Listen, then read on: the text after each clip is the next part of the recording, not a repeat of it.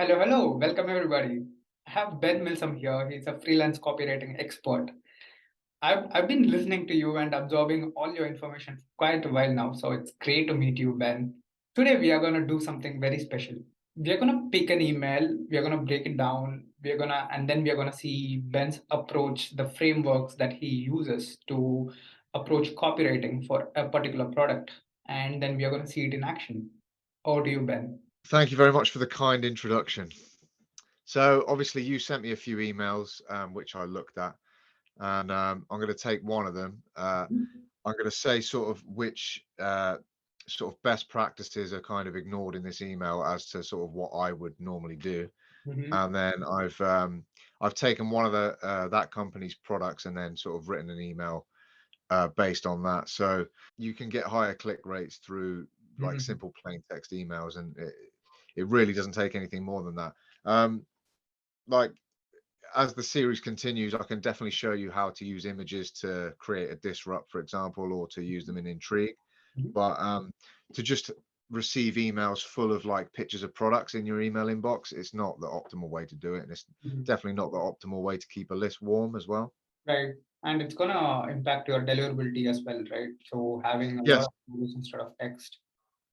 definitely, and yeah, even if it didn't affect your deliverability, it would it would affect your conversions because Mhm. it's not optimal for what people like. So it's not that there's anything particularly wrong with it, and these emails do convert. So it's not as if I'm saying that no one clicks on these emails. They definitely do work. I'm going to share my screen and we can jump straight into it. Right. So we're going to start with this roughware email. I Mhm. think it's a they're a company that kind of sell mainly outdoor dog accessories and stuff like that.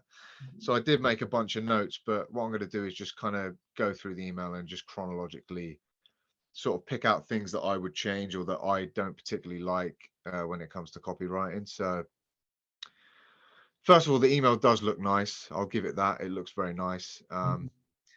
But as you've got here, you've got this harnesses, boots, apparel, leashes and collars, new gear, right? This to me, it's it's salesy right off the bat. Like you can tell the company's trying to sell you something, right? And like I said before, it's not that this isn't going to convert at all. But essentially, what you're doing when you do this is a company is basically forcing their like a condensed mini version of their website into your email inbox. And you've Right. got to remember that email is personal space. Like it's where you want personal messages essentially from people you know or people that you know on some level, right? Right. So essentially, what you're trying to do when you do this is you're trying to sell twice. So it's like, oh, here's my landing page or here's my sales page. I'm forcing it into your email inbox so Mhm. you can click it and then go to the sales page again. You know what I mean? That's not really the purpose of an email in the sales funnel in my mind. In my mind, and for a lot of good copywriters, the purpose of an email is to get the clicks so the person can go to the your landing page because they're interested in whatever it is you've got to offer. So that's the first thing. Mhm. So That Ben, layout is this is like 9 out of 10 emails will probably have some version of their website's menu on all of their emails, right? Like it could be something as simple as a thank you email, and they would still have their yep, menu there. And totally agree. I remember the early days when I got an email. So every time like I get an email, I get super excited. You said about the personal aspect of Yeah, receiving. Now all I see is emails that are screaming at me. Buy something from me.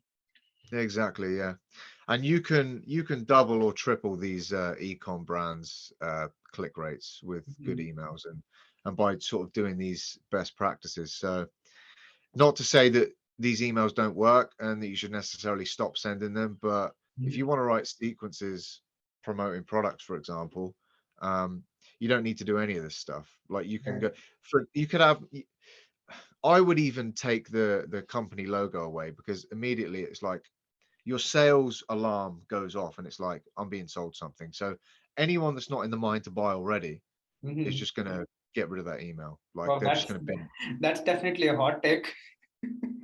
Yeah, Like, exactly. like So I don't even remember seeing a single email without a logo. right? So that's so unconventional, and it kind of goes in with your pattern disrupt framework as well, right? Like, all I see is, company logo plastered on top of the emails, and then I see one without, it's going to be a pattern interrupt. Yeah, exactly. Well, I'll ask you this as well, right? So when you receive an email that looks like this, right? It looks nice, right?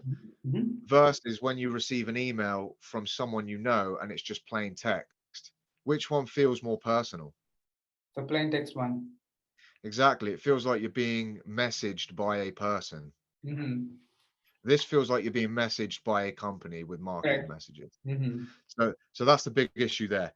Again, like, it's not to say you can never do this, because people will click the links and whatever. Obviously, you've got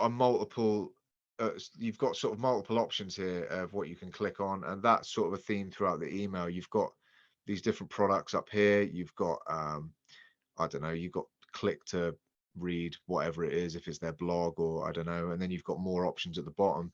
Mm-hmm. Um, you Best practices for good email copywriting is be single threaded. So that's, don't give people multiple options, give people one option. Mm-hmm. Simple as that. Mm-hmm. One option per email, and that's it. And it's called a single thread. So whether it's one problem, one solution. Imagine if you went in a shop and there's 50 different types of peanuts, versus you go in another shop and there's one type of peanuts. Mm-hmm. How long are you going to spend deciding what you want in the shop that's got 50 types of peanuts? And the same is true with emails. And a lot of the time, if you give people multiple choices, they actually choose none. So if you Mm-hmm. give people one choice, the ones that want it are going to choose it, the ones that don't aren't. But a lot of the time, you're going to alienate people that otherwise might have bought what you've got to sell, or clicked, Mm-hmm. just by not following a single thread. So that's an issue there. So another thing that I noticed right now, to even see what the email is about, I'll have to scroll a bit. The first impression of my email is like, I have absolutely no idea what this email is trying to say. All I see is a very nice picture of a dog skiing, Yeah. and So yeah, this brings me on to the next issue. There's no disrupt.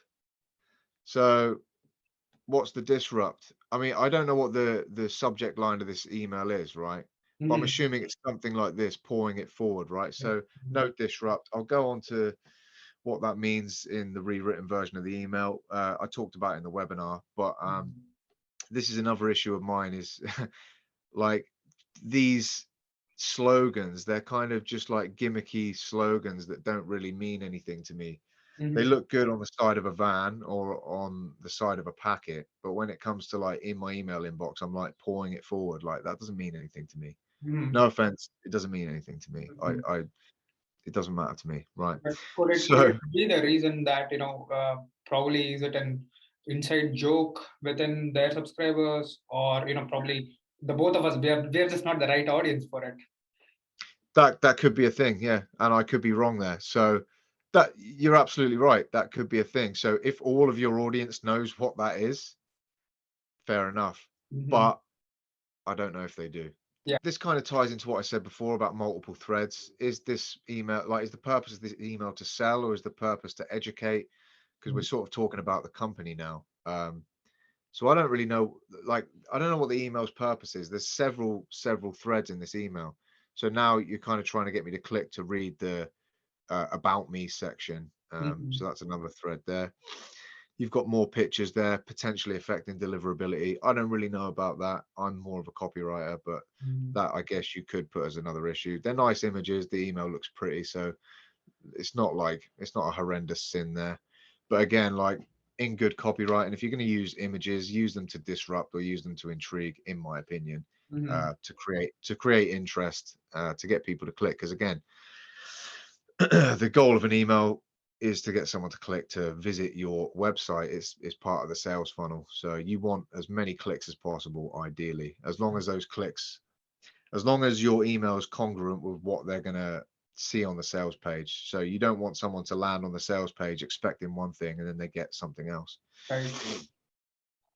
So yeah, I'd say, in my mind, the main purpose of this email is to educate them a little bit about the company.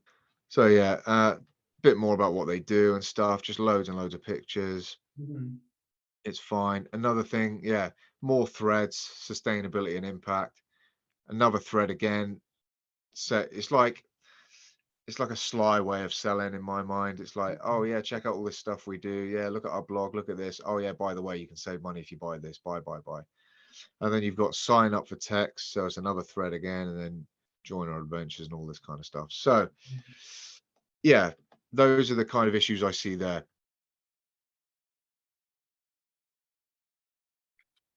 I wrote this email.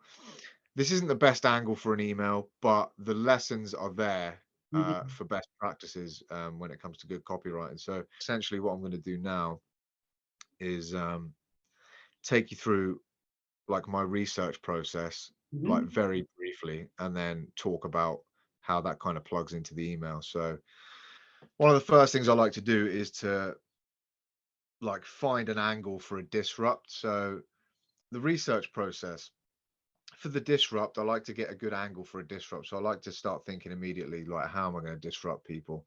So the product I've gone with is like, it's like a high vis jacket for dogs, right? So I thought the obvious disrupt there, the obvious angle there, which also is going to be the single thread of the email that I talked about earlier, is going to be the threat of the dog being hurt. Obviously, this is really, really powerful. It's going to be it's going to be an easy way to get someone's attention who's got a dog.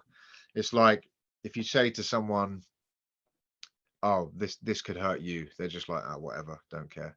If they're like, "This could hurt your dog," now all of a sudden you've got their attention, right? People are So gonna unleash their inner John Wick. yeah, exactly. Yeah, John Wick. Yeah. Yeah, I don't know. It's weird. People care a lot more about their dogs than they care about themselves. It's strange. This is why vets are able to charge so much money. So I Mhm. thought that was an easy disrupt. Even if the product itself wasn't the easiest thing to write about, I thought this disrupt will be really easy. So yeah. So here's some of my research. 1.2 million dogs are killed on the roads yearly in the US. I like to cite my research just so I can go back to it if I need to. Um, Pet dogs are the second most reported roadkill, and that's in a Northeast England study. You don't have to use all these threads, but it's good to have a lot of research before you actually start writing. I mean, 90% of Mhm. your copywriting process should be research, and then you're literally just plugging it in and editing, and it's just polishing at the end. So, some other things, some other ideas.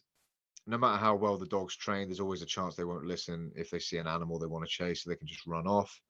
And the limiting problem is you want to keep your dog on a lead for safety, but it also needs to be able to run free. So Mhm. these are kind of all issues that can go into the disrupt section. This is a real pain point, something that I can picture immediately, something I can visualize, and oh my God, I don't want this to happen ever. That's the first thing that Exactly. comes to my mind. I don't even have a dog, and that's the first thing that comes to my mind. Yeah. And a lot of the time, like sometimes obviously your customers like problem aware and sometimes they're not problem aware, but Mhm. sometimes you can disrupt them and give like introduce a problem into their life. They're like maybe they weren't even thinking about their dog running into traffic. I mean, I'd imagine most dog owners are, Mhm. but even if they're not, you can bring that problem to their attention and now they're thinking like, oh my god, like there's a chance of this happening, so this is not good. And then it goes intrigue. Oh, there's a solution to this, so I don't have to worry about it anymore. So essentially your intrigue or your opportunity is putting an end to their worry. It's like peace of mind. So Mhm. that's the whole idea. uh so another part of the research process is going to be sort of mining out from the sales page what's in it for me. And a lot of the time, or most of the time, you should be able to get most of these threads from the sales page itself, but Mhm. you might have to look elsewhere. I would hope that a lot of this stuff is on the sales page, because if it's not, maybe they need to make the sales page a bit better. Mhm. So what the product does, obviously, it keeps the dog visible in low light, so it can be seen by traffic. That's pretty much the what's in it for me. So then the next section is how does it work, and it boosts the visibility in low light conditions with specific high contrast colors and reflective panels, and specifically placed for maximum visibility. And I didn't put it, but I put that also this uses polyester, which is a really cheap material. So Mhm. that goes into Nesby, what we were talking about. If a material's cheap, that's kind of that's it kind of goes into the safe emotion. It's cheap. Right. Like even if this doesn't work, it's not going to cost me anything really. Um, and then yeah, when using reflective gear, a driver will have 10 seconds to react instead of only 2 seconds, according to this website, which Mhm. I thought was amazing. That was a really good one. So essentially, your dog's 5 times more visible or 5 times less likely to get hit. You could frame it in that way, Mhm. and get away with it really. So,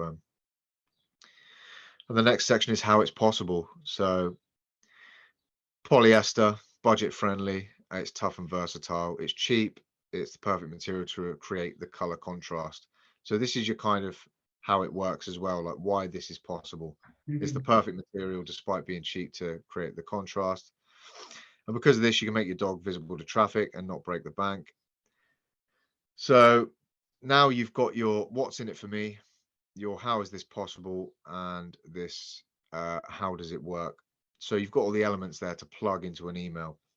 Mhm. Something I've not mentioned as well is your what's in it for me. Really, you want that to be within the first few lines. Otherwise, you're going to lose a lot of potential customers there. So here I've put how to be indirect, right? Mhm. So you're kind of being covert as a copywriter. I'm not saying look at this jacket, uh, buy it now or whatever. I'm saying there is a way you can do this, and it's going to be cheap. It's going to be this. It's a hard angle to do, granted, and there's better angles, but if we focus on other sort of best practices for now, I can go over better angles in the future when I've got more time to actually dedicate to this email. I had to chuck this together in about 10 minutes, so it's not the best angle, but we will go over the best practices at the end. Mhm. Yeah, so to be indirect, you've got to state the product as something you can do rather than something we're selling you. So this is something you can do. You can use this material to light your dog up like a Christmas tree, essentially, and it's going to be safe from all traffic. So I've got the email here, and I'll briefly talk through sort of how I've done that. Mhm.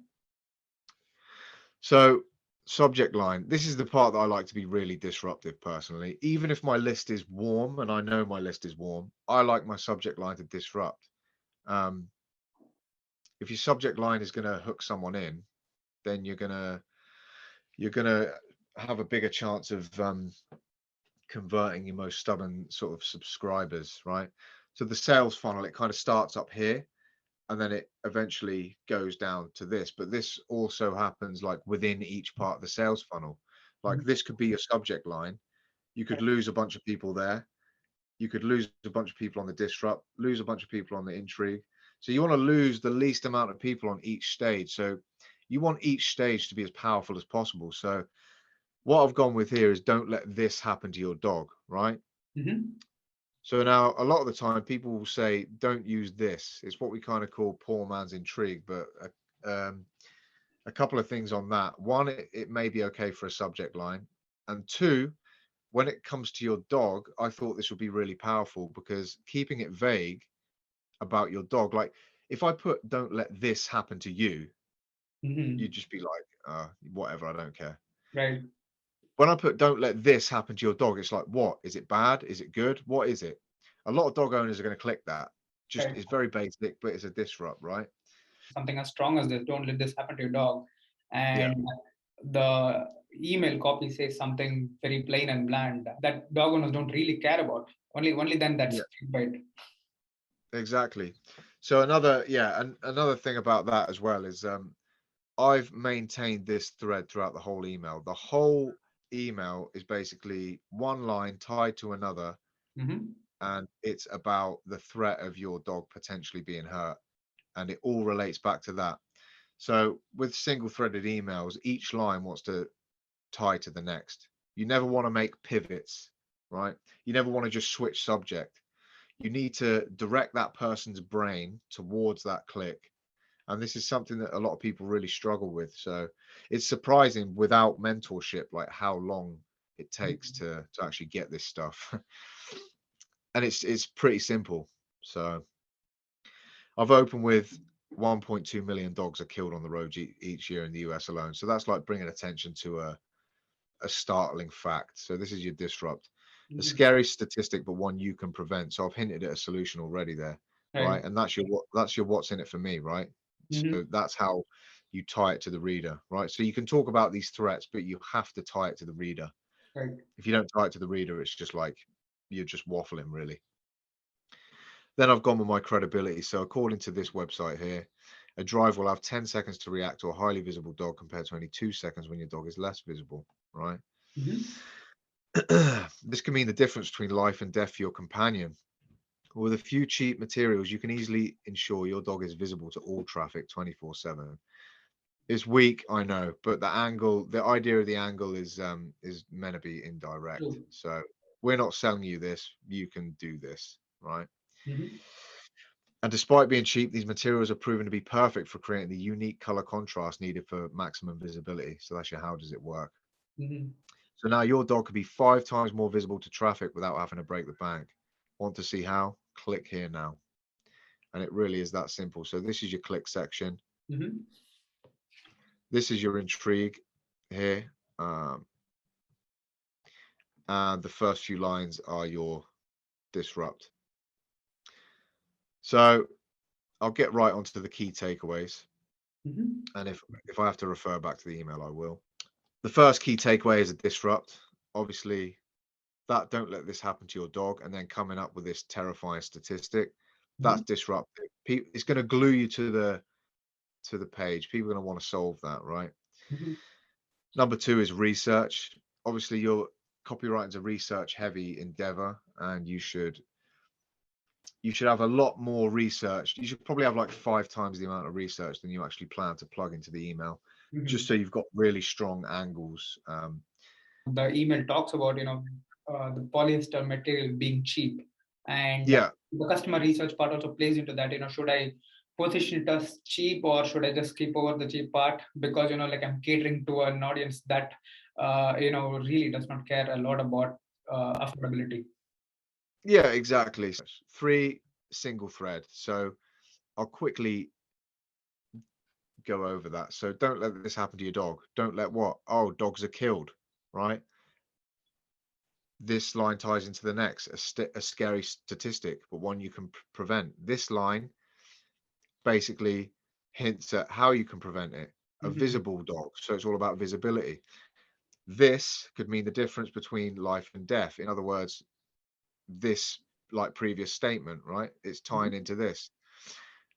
Well, with a few cheap materials, you can achieve this, right? And despite being cheap, so you can see every line ties into the next. It's like you could tie each line to the next, right? That's going to hold a reader's attention, where a lot of emails just pivot all over the place and it loses attention, if that makes sense. Yep.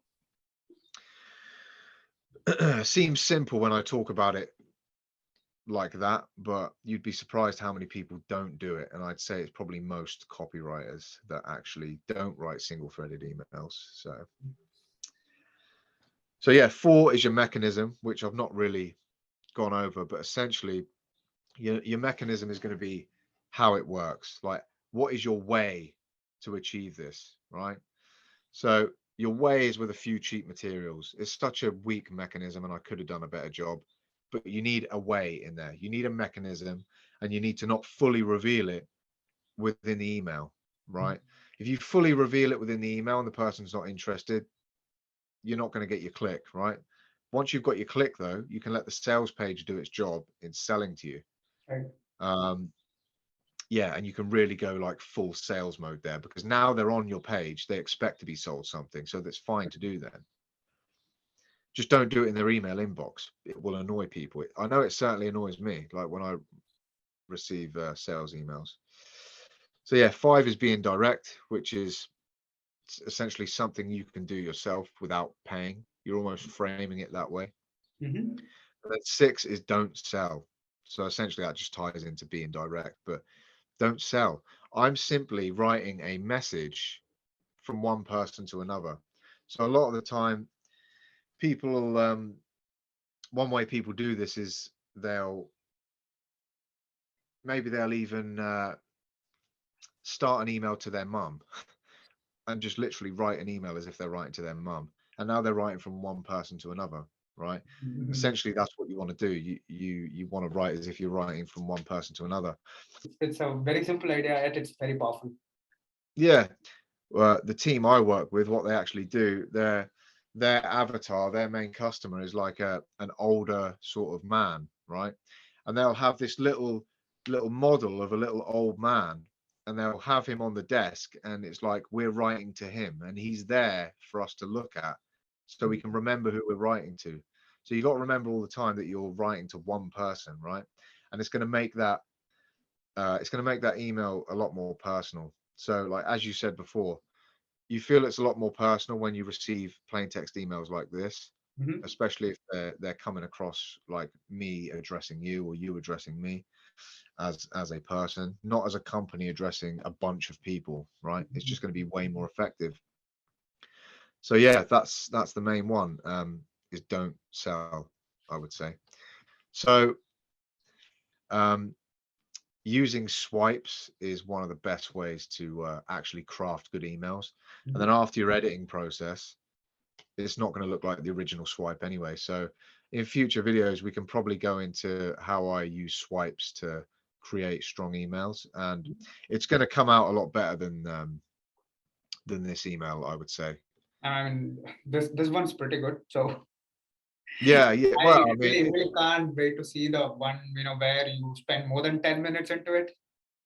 yeah, yeah. I mean, it's okay. It would probably convert. It wouldn't convert as well as I would like, for sure. Mhm. But Mhm. yeah, it needs work. So the best way to do that really is using swipes, and I definitely want to go into how I use a swipe to create a high converting email.